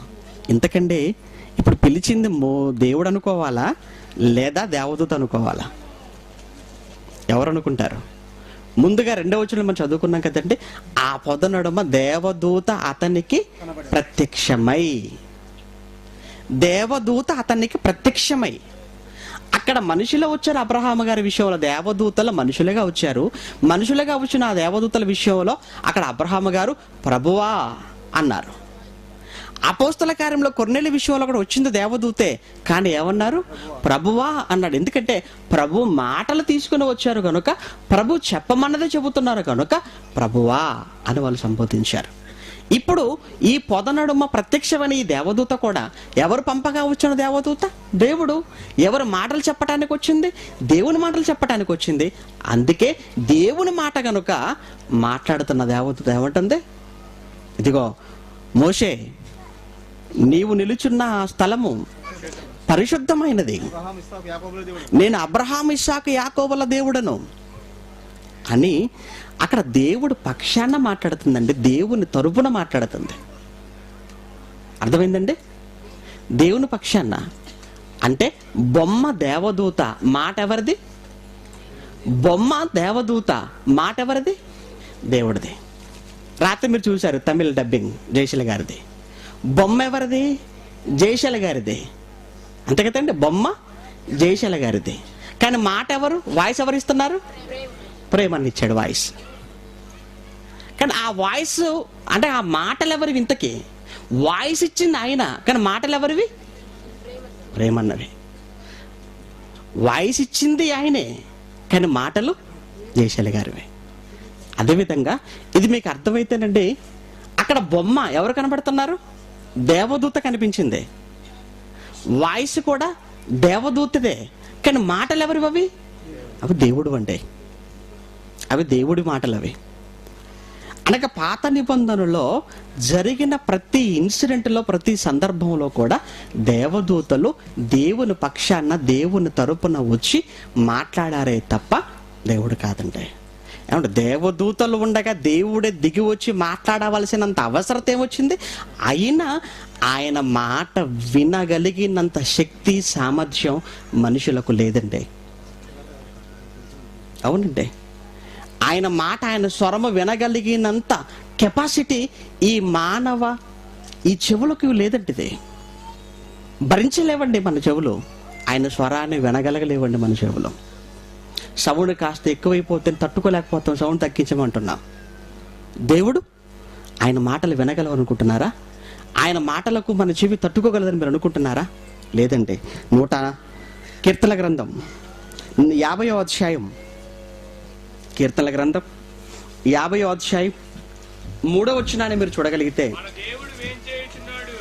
కీర్తనల గ్రంథం 50వ అధ్యాయం 3వ వచనంలో మన దేవుడు వేంచేయుచున్నాడు, ఆయన మౌనముగా ఉండడు. చూసారా? ఆయన ముందర అగ్ని మండుచున్నది, ఆయన చుట్టూ ప్రచండ వాయువు విసురుచున్నది అన్నాడండి. ఆయన ముందర అగ్ని మండుతున్నది, ఎవరు కూడా ఆయన దరిదాపుల్లోకి వెళ్ళలేరు అనటానికి. ఆయన ముందర అగ్ని మండుతున్నది, ఆయన చుట్టూ ప్రచండ వాయువు విసురుచున్నది. 46వ కీర్తన చూడండి, అదే కీర్తన గ్రంథం 46వ అధ్యాయం 6వ వచనం.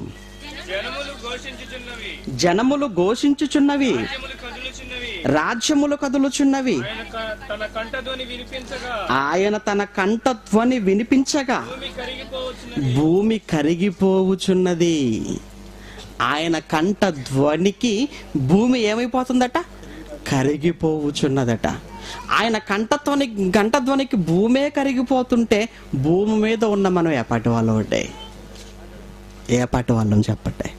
లేదంటే మన చెవులు తట్టుకోలేవుండే, మన చెవులు తట్టుకోలేవు. ఆయన చూడటానికి మన నేత్రాలు పనిచేయవు. ఆయన మాట వినేంత శక్తి మన చెవులకు కూడా లేదంటే. అందుకే అన్నాడండి యేసుక్రీస్తు, ఏ కాలమందైనను ఆయన స్వరమును ఎవరు వినలేదు, ఆయన స్వరూపమును ఎవరు చూడలేదు.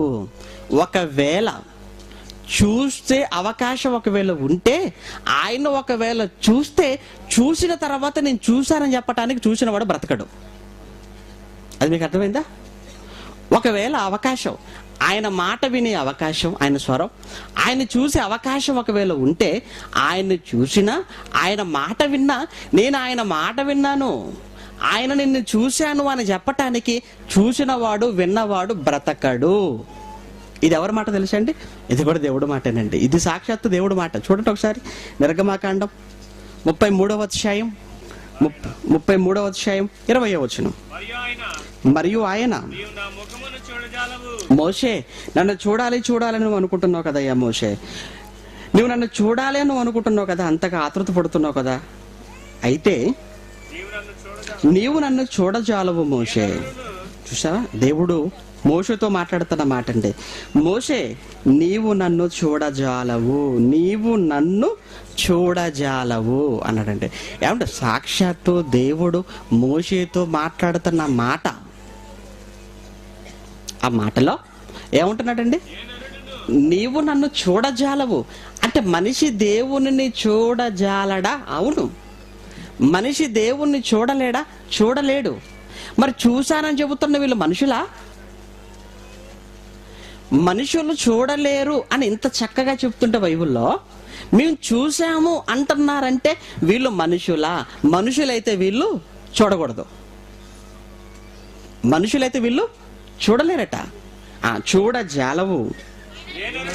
ఏ నరుడును నన్ను చూచి బ్రతుకడు. నన్ను చూస్తే బ్రతకరు, నన్ను చూస్తే బ్రతకరు అన్నాడు. మరి వీళ్ళు ఎలా బ్రతికారండి? వీళ్ళు ఎలా బ్రతికారు చెప్పండి? దేవుణ్ణి మేము చూసామని చెబుతున్నా, దేవుడు మాకు కనబడ్డాడని చెబుతున్నా, ఆయన మాటలు మేము విన్నామంటున్న వీళ్ళు ఎలా బ్రతికారు అంటే, వీళ్ళు బ్రతికారంటే, బ్రతికి మన దగ్గరకు వచ్చి చెబుతున్నారంటే వెంటనే మనకు అర్థం అవ్వాలి ఏంటంటే వీళ్ళు చెబుతున్నది అబద్ధం, వీళ్ళు చెబుతున్నది నిజం కాదు. ఎందుకంటే ఏ నరుడును నన్ను చూచి బ్రతకడు అన్నాడు. కానీ అక్కడ యాకోబు విషయంలో కానీ, అబ్రహాము గారి విషయంలో కానీ, అక్కడ మోషే విషయంలో కానీ, ఆ రోజు అక్కడ వారికి కనబడింది కానీ, వారు మాట్లాడింది కానీ సాక్షాత్తు దేవదూతలతోనే తప్ప దేవుడితో మాత్రం కాదు. అది నిర్గమకాండం 3వ అధ్యాయం మోషే విషయంలో జరిగిన ఆ సందర్భాన్ని తిరిగి మన అపోస్తుల కార్యములో 7వ అధ్యాయంలో మరి స్టెఫెన్ గారి ప్రసంగంలో మనం చూస్తుంటామండి. అపోస్తుల కార్యములు 7వ అధ్యాయం 38వ వచనంలో, అపోస్తుల కార్యములు 7వ అధ్యాయం 38వ వచనాన్ని మీరు చూడగలిగితే, సీనాయి పర్వతము మీద తనతో మాట్లాడిన దేవదూతతోనూ అన్నాడు. అక్కడ నిర్గమకాండం 3వ అధ్యాయం 3-4 వచనాలు చదువుతున్నప్పుడు దేవుడే స్వయంగా మాట్లాడుతున్నట్టుగా ఉంది, దేవుడే ఆయన పిలుస్తున్నట్టుగా ఉంది. కానీ ఇక్కడికి రాగానే క్రొత్త నిబంధనలో స్టెఫెన్ గారు మాట్లాడుతూ ఆ రోజు అక్కడ ఆ సీనాయి కొండపై ఆ పొదలో ఆ మండుచున్న అగ్ని జ్వాలల మధ్య మోషేతో మాట్లాడింది దేవుడు కాదు, ఎవరు మాట్లాడారని చెప్తున్నారు ఇక్కడ? దేవదూత అంటే ఈ మాటను బట్టి, ఈ సందర్భాన్ని బట్టి దేవుడు మాట్లాడాడు,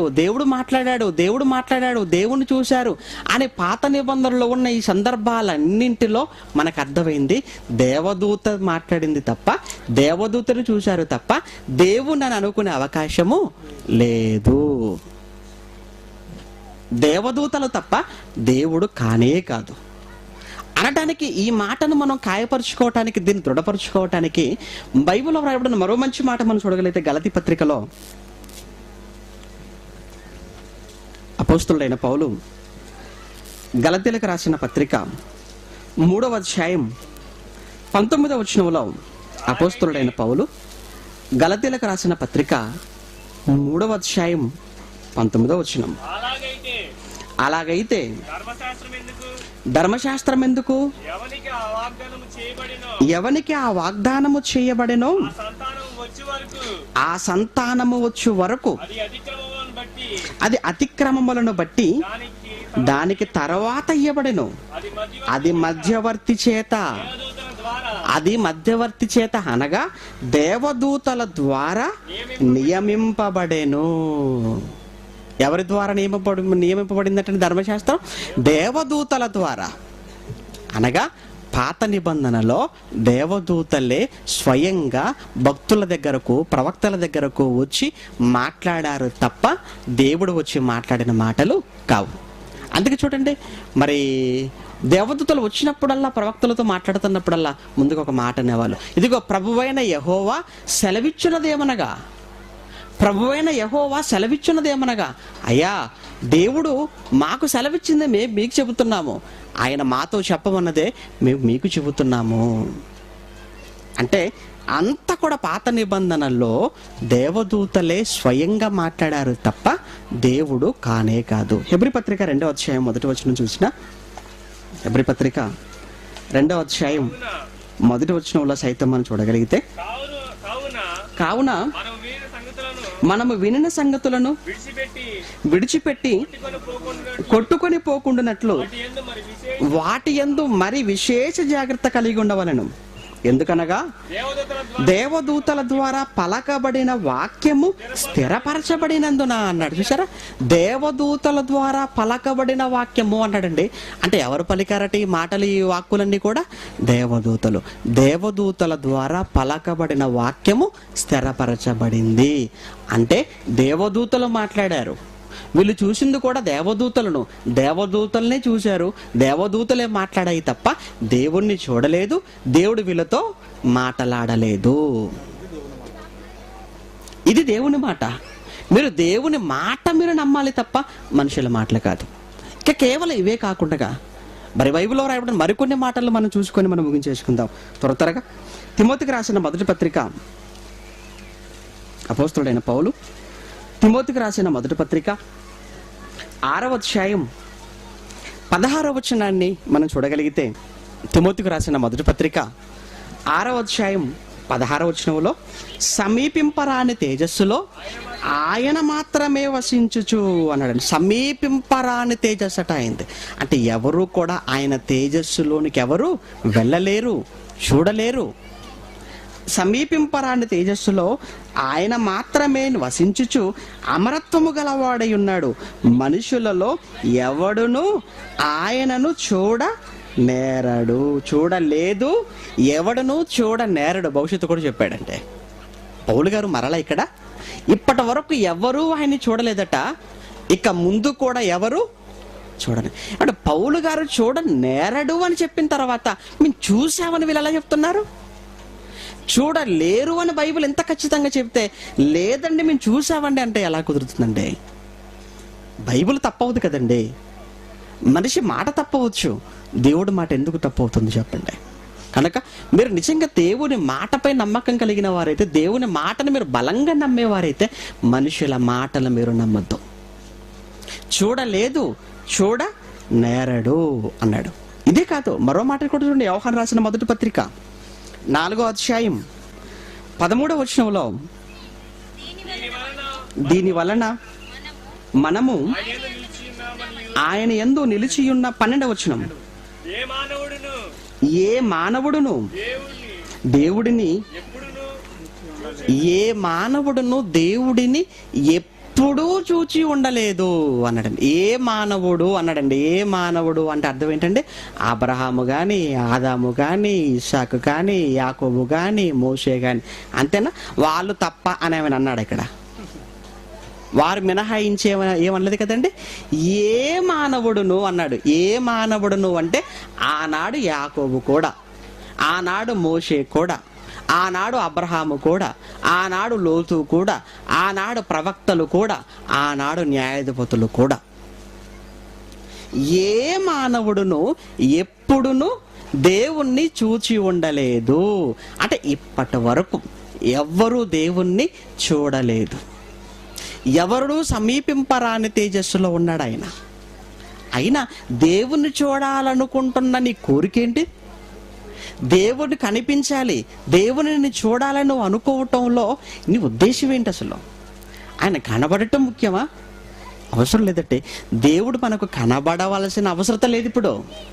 కారణం ఆయన మాటలన్నీ 66 పుస్తకాలుగా మన చేతికి వచ్చిన తర్వాత ఈ 66 పుస్తకాలలో ఆయన మనసులో ఉన్నది ఏంటో అని తెలుసుకొని ఆయన ఇష్టానుసారంగా బ్రతికే ప్రయత్నం చేయడానికి బదులు ఆయన్నే చూడాలనుకుంటున్నావంటే నీకు పోయే కాలం దగ్గర పడాలనుకుంటున్నావు. అంతకన్నా ఏం కావాలి ఇంక? మరి ఏసన్నమాట యోహాను సువార్త మొదటి అధ్యాయం 18వ వచనం, ఎవడును ఎప్పుడైనాను, ఏమండి ఇక్కడ కూడా యేసుక్రీస్తు అదే చెప్తున్నారు కదంటే, ఎవడును అన్నాడండి ఇక్కడ. ఈయన కూడా అక్కడ యోహాను గారు ఏ మానవుడును కాస్త మర్యాదగా మాట్లాడాడు. ఇక్కడ యేసుక్రీస్తు మాట్లాడుతూ ఎవడును అన్నాడు. చూసారా? ఎవడును ఎప్పుడైనాను దేవుణ్ణి చూడలేదు. ఆదాము మొదలుకొని యేసుక్రీస్తు వరకు, యేసుక్రీస్తు మొదలుకొని పౌలు గారి వరకు, అక్కడి నుంచి ఇప్పుడు వరకు ఎవ్వరూ దేవుణ్ణి చూడలేరు, చూడనేరరు. కనుక దేవుడు కనబడతాడా? కనబడడు. దేవుడు మాట్లాడతాడా? మాట్లాడు.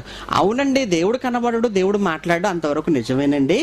అప్పటి వరకు మాట్లాడింది కనిపించిన దేవదూతలు, ఇప్పుడు వాళ్ళు కనబడతారండి అనుకోవాలను. ఇప్పుడు వాళ్ళు ఎందుకు కనబడతారు? ఇప్పుడు కనబడేది ఒకటే, అదే యుగ సంబంధమైన దేవత. దాన్ని చూసి దేవుడు అనుకుంటున్నట్టుంది వీళ్ళందరూ కూడా. అది కూడా ఏంటి? వెలుగు దూత వేషం. ఎందుకంటేనండి రాత్రి పడుకునేటప్పుడు వెలుగు వచ్చిందని అంటారు, అంతే. దేవుడు చూశాడని ఎవరు చెప్పలేండి. చెప్తే మనం ఎన్నో అడుగుతాం ప్రశ్నలు. అందుకే దేవుడు అంటే వెలుగు వచ్చిందండి, మా ఇల్లంతా వెలుగు వచ్చేసిందని అంటాడు. వెలుగు దేవుడా? వెలుగు దేవుడా? వెలుగులో ఉండేది దేవుడా? సమీపింపరాని తేజస్సుల్లో ఉంటాడు దేవుడు. వెలుగు కాదు, వెలుగులో ఉన్నది దేవుడని. మరో మంచి మాట 104వ కీర్తన 104వ కీర్తన 2వ వచనం చూడండి. 104వ కీర్తన 2వ వచనం. వస్త్రము వలె వెలుగును నీవు కప్పుకొని ఉన్నావు అన్నాడండి. చూసారా, వస్త్రము వలె నీవు వెలుగును కప్పుకొని ఉన్నావు అన్నాడండి. అంటే వస్త్రము, మన శరీరాన్ని వస్త్రముతో మనం ఎలా కప్పుకున్నామో దేవుడు కూడా వెలుగును ఆయన అలా కప్పుకున్నాడట. ఆయన వెలుగు కాదు దేవుడు, వెలుగులో ఉన్నది దేవుడు. దేవుడు వెలుగులో ఉంటాడన్న సంగతి దయ్యానికి తెలిసిపోయి అది వెలుగుగా నీ గదిలో ప్రకాశించేసరికి ఈయనే దేవుడు అన్నట్టుగా, దేవుణ్ణే నేను చూశానన్నట్టుగా బయటకు వచ్చి మైకు పట్టుకొని సాక్ష్యం. కాబట్టి అయినా ఈరోజు దేవదూతలు రావాల్సిన అవసరత లేదు, దేవదూతలు మాట్లాడవలసిన అవసరత లేదు. ఏమండి, దేవుడు అసలు ఎలాగో అప్పుడు మాట్లాడలేదు, ఇప్పుడు మాట్లాడ్డా ఆయన. ఇప్పుడు దేవదూతలు కూడా మాట్లాడి కనిపించే అవకాశం కూడా లేదు. ఎందుకంటే 66 పుస్తకాలు ఇప్పుడు పరిపూర్ణమైపోయాయి. 66 పుస్తకాలు సంపూర్ణమైపోయాయి గనక 66 పుస్తకాల్లో వ్రాయబడింది నువ్వు చదవాలి, ఆలోచించాలి, దీని ప్రకారంగా నువ్వు బ్రతకాలే తప్ప ఇక మరి ఎవరో వస్తారని, ఇందులో లేనిది ఏదో చెబుతారని నువ్వు ఎదురు చూడటం అన్నది అది నీ అవివేకం. ఇందులో లేనిది ఎవరు చెప్పినా వాళ్ళు ఏమన్నారో తెలుసండి, శాపగ్రస్తులైపోతారు అన్నాడట్టే.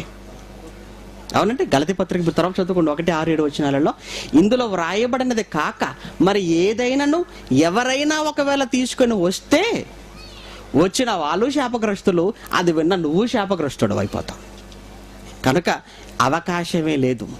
దేవుడు వచ్చే అవకాశము లేదు, దేవుడు మాట్లాడే అవకాశము లేదు, దేవదూతలు కనిపించే అవకాశము లేదు, వాళ్ళు కూడా ఇప్పుడు మాట్లాడే అవకాశం అస్సలు లేనే లేదు, అసలు లేదు. అయితే అందరిలో ఉన్నది ఒక అనుమానం ఏంటంటేనండి, మరి దేవుడు కనపడడండి నిజమేనండి మీరు అన్నట్టుగా యేసుక్రీస్తు కనిపించవచ్చేమో కదా, అంతే కదండి. మరి అవునండి మేము ఒప్పుకుంటామండి, దేవుణ్ణి ఎవరు చూడలేదు, దేవుడు ఎవరికి కనబడడు, ఎందుకంటే ఏ నరుడు నన్ను చూసి బ్రతకడు అన్నాడు గనక అమ్మో మేము ఆయన చూస్తే మేము చచ్చిపోయే వాళ్ళమేనండి, మాకు కనిపించింది ఆయన కాదండి, మాకు ఎవరు కనబడుతున్నారంటే ఈ మధ్యకాలంలో యేసుక్రీస్తు కనబడుతున్నాడండి అంటారు. అంటే ఇదొకటి. మళ్ళీ ఇప్పుడు యేసుక్రీస్తు కనబడతాడా? పోనీ అంటే యేసుక్రీస్తు కనబడ్డాడు అనటానికని ఇప్పుడు బైబిల్లో కూడా మళ్ళీ కొన్ని సందర్భాలు చూపిస్తారండి. అదే ఒక స్టెఫెన్ సందర్భం చూపించవచ్చు, ఒక పౌలు గారి సందర్భాన్ని కూడా చూపిస్తారు. ఎందుకంటే స్టెఫెన్ చూశారు. ఎవరిని చూశాడు? స్టెఫెను యేసుక్రీస్తుని చూశాడు కదా. అదేవిధంగా పౌలుకు కనిపించాడు కదా యేసుక్రీస్తు. స్టెఫెను కనిపించిన ఆయన, పౌలు కనిపించిన ఆయన నాకెందుకు కనబడాడు ఇప్పుడు? కనుక నాకు కనిపించాడు, నేను చూశాను, నేను చెప్తున్నా, నువ్వు నమ్ము అంటారు కదండి. అప్పుడు మీరు బయటికి వెళ్ళిన తర్వాత అమ్మ ఈ విషయం మాకు చెప్పలేదు కదా అని మళ్ళీ మీరు అనుకోకుండా ముందుగానే ఈ విషయాన్ని కూడా మేము చెప్తున్నానండి. యేసుక్రీస్తుని చూశాడండి. ఎవరు? స్టెఫెన్ గారు చూశారు, పౌలు గారు కూడా చూశారు. స్టెఫెన్ ఎక్కడ చూశాడో మీకు తెలుసు, పౌలు గారు కూడా ఎక్కడ యేసుక్రీస్తులో కనిపించారో మీకు తెలుసు. కానీ పౌలు గారికి కనిపించిన తర్వాత మరలా అదే యేసుక్రీస్తు మరెవరికైనా కనిపించాడా నా ప్రశ్న. అవును, పౌలు గారికి కనిపించాడు. పౌలు గారికి కనిపించిన తర్వాత యేసుక్రీస్తు మరలా ఎవరికైనా కనిపించాడా? ఎవ్వరికి కనబడలేదు. అప్పటికన్నాడు, ఇలాంటి మాయగాళ్ళు వచ్చి ఇలా చెప్తారని తెలిసి ఆయన అన్నాడు ఒక మాట. ఏమన్నాడు? అందరికీ కడపట నాకే కనబడ్డాడు. అంటే చివరగా నాకే కనిపించాడు. అంటే కడపట అన్నాడంటే అర్థం ఏంటి? ఇంకా ఆ తర్వాత లేదనే కదా. కొరింథీయులకు రాసిన మొదటి పత్రిక 15వ అధ్యాయం 8వ వచనం. అందరికీ కడపట అకాలమందు పుట్టినట్టున్న నాకును కనబడెను. అకాలమందు అందరికీ కడపట నాకును కనబడెను. అంటే పౌలు గారికి కనిపించటమే ఆఖరిదట, అంతే కదండి. పౌలు గారికి కనిపించటమే చివర. పౌలు గారికి కనిపించటంతో శుభం పడిపోయింది. ఇంకా ఆ తర్వాత ఇంకా ఆయన ఎవరికి కనిపించే అవకాశము కూడా లేదు. ఆయన తర్వాత ఇంకెవరికి కనబడ్డట్టుగా కూడా మనకు బైబిల్లో ఆధారాలు లేవు. కనుక పాత నిబంధన నుంచి క్రొత్త నిబంధన వరకు మరి కనిపించింది దేవదూతలని, మాట్లాడింది కూడా దేవదూతలేనని, ఎవరు ఎప్పుడు దేవుని చూడలేదని, ఎవరు దేవునితో ఎప్పుడు మాట్లాడలేదన్న ఈ సందర్భాలు ఇప్పటి వరకు మనకు అర్థమయ్యాయి. యేసుక్రీస్తు కనిపించాడు, ఇప్పుడు యేసుక్రీస్తు కనిపిస్తాడు అనటానికి వాళ్ళు చూపించే సందర్భాలను కూడా మనం ముందుగానే అనుకున్నాం. ఈ సందర్భాలలో కూడా పౌలు గారు మాట్లాడిన మాట అది జ్ఞాపకం చేశాను. అది కూడా ఆఖరగా నాకే కనిపించాడు అంటే ఇంకెవరికి కనిపించే అవకాశం కూడా లేదను ఆయనే అన్న తర్వాత మరలా నాకు కనిపించాడు నువ్వు అంటాం తప్పు. నీకు కనపడింది ఆయనో కాదు, ఒకసారి నువ్వుగా నువ్వు ఆలోచించి. నీకు కనిపించవచ్చు, నీ కనపడ్డది యేసుక్రీస్తు కాదు, నీ కనపడ్డది విజయచంద్ర కనిపించుండొచ్చు. వాడేవాడు కర్ణమడి సినిమాలో నటించినవాడు. ఎందుకంటే రండి ఈరోజు అందరి ఇళ్లలో క్యాలెండర్లు పెట్టుకున్నారు కదా యేసుక్రీస్తు ఫోటోలు. ఎవరు యేసుక్రీస్తు అనుకుంటున్నారు? ఆయన యేసుక్రీస్తు కాదు, ఆయన విజయచంద్ర అండి. ఆయన ఎవరు? సాయిబాబా వేసుకున్నది ఆడే, యేసుక్రీస్తుకి గట్ట వేసుకుంది ఆడే. అవునండి, నీ యేసుక్రీస్తు నీకు కనిపించింది కాదు, నీ ఇంట్లో నువ్వు చూసుకుంటున్నది. అంటే యేసుక్రీస్తు అయితేనండి అందరి ఇళ్లలో ఒకేలా ఉండాలండి. కానీ అమెరికాలో యేసుక్రీస్తు ఒకలా ఉంటాడు, ఇంగ్లాండ్ సినిమా తీస్తే ఇంగ్లాండ్లో యేసుక్రీస్తు వాడొకలా ఉంటాడు, ఇండియాలో మరి తెలుగులో ఆంధ్ర రాష్ట్రంలో సినిమా తీస్తే వీడొకలా ఉంటాడు. మీరు యేసుక్రీస్తు ఫోటోస్ అని మీరు ఒక పక్కన పెట్టి చూడండి, ఒక ఫోటోకి పోలిక ఉండదండి. అసలు ఇన్ని రకాలుగా ఉంటాడు, ఇన్ని అవతారాలా యేసుక్రీస్తువి?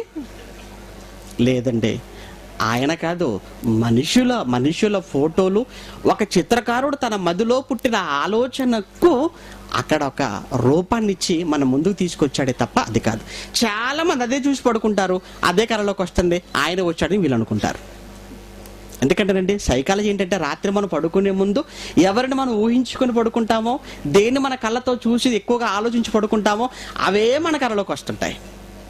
ఉదయం పూట రాగానే దేవుడు కనిపించాడని పెద్ద అబద్ధం, అది ఒట్టిదే అనగలేదు. అలా అయితేనండి దేవుని చూసే అవకాశం లేదా? ప్రశ్న. మరి దేవుని చూసే అవకాశం లేదా? ఉంది.